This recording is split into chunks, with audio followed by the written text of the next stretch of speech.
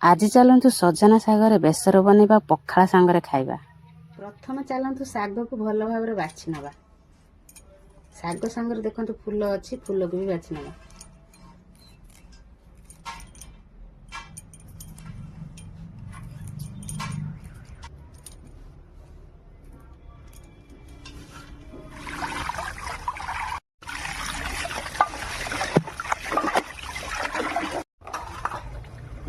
ସଜନା ଶାଗ ବେସର ପାଇଁ ଦେଖନ୍ତୁ ମୁଁ ପ୍ରଥମେ ତ ବୋଇତାଳୁ ନେଇଛି, ଅମୃତଭଣ୍ଡା ନେଇଛି, ଆଳୁ ନେଇଛି, ଶିମ୍ବ ନେଇଛି, ବାଇଗଣ ନେଇଛି।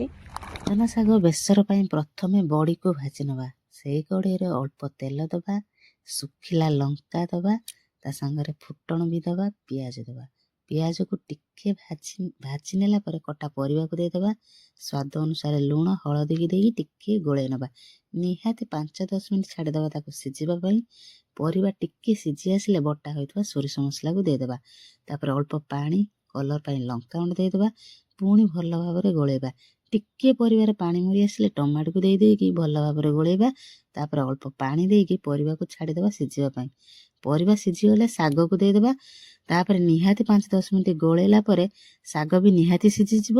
ବଡ଼ି ବି ଦେଇଦେବା। ଅଳ୍ପ ଟିକେ ବେସର ଦରକାର, ଚିନି ଦେବେ, ବହୁତ ଟେଷ୍ଟ ଲାଗିବ।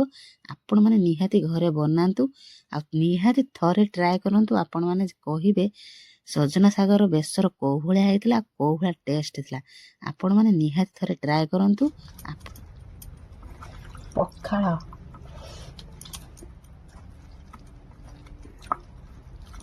ସଜନା ଶାଗର ବେସର।